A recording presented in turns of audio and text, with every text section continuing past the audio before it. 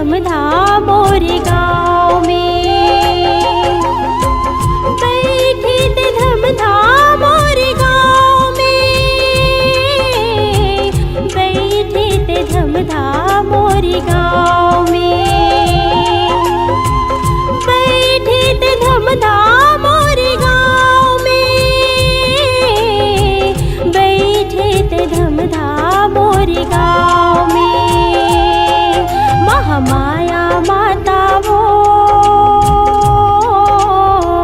बैठे ते धमधा मोरे गाँव में। महामाया माता वो बैठे ते धमधा मोरे गाँव में।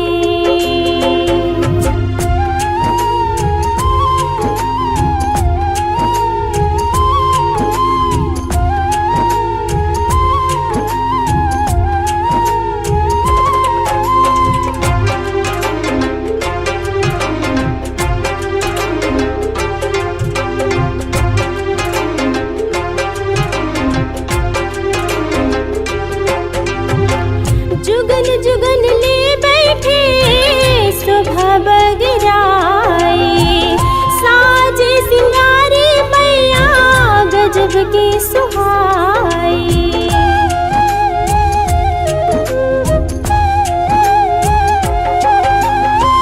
गाँव भर के मन तोला ही मनाए, जीन मनाए तोला बिना मांगे पाए। महामाया माता वो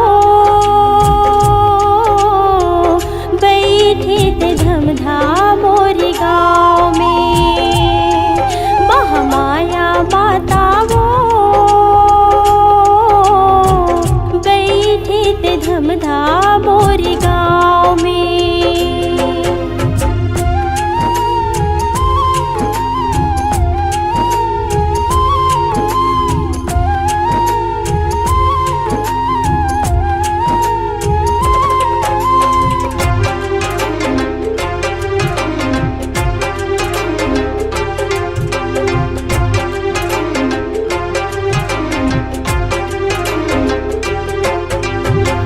राजा गोड़वाना तोरे सेवाला बजाए, आशीष लपा के तोरे सानला बढ़ाए।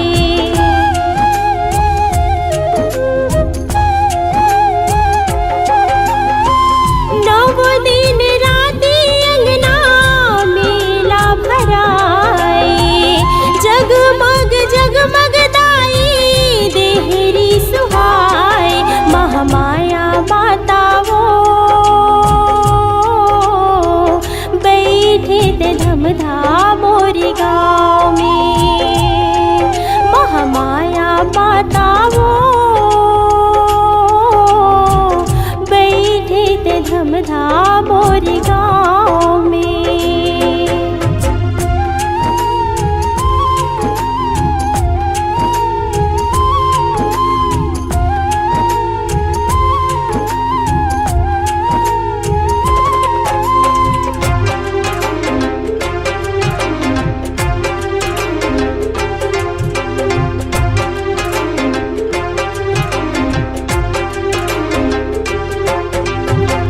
छह आगर छह कोरी तेरिया समाए, गाँव धमधा के मैया मानला बढ़ाए।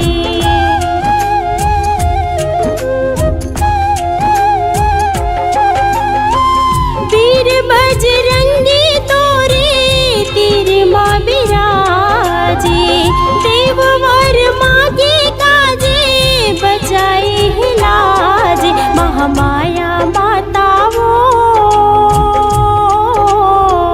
बैठे ते धमधा मोरे गाँव में। महामाया माता वो बैठे ते धमधा मोरे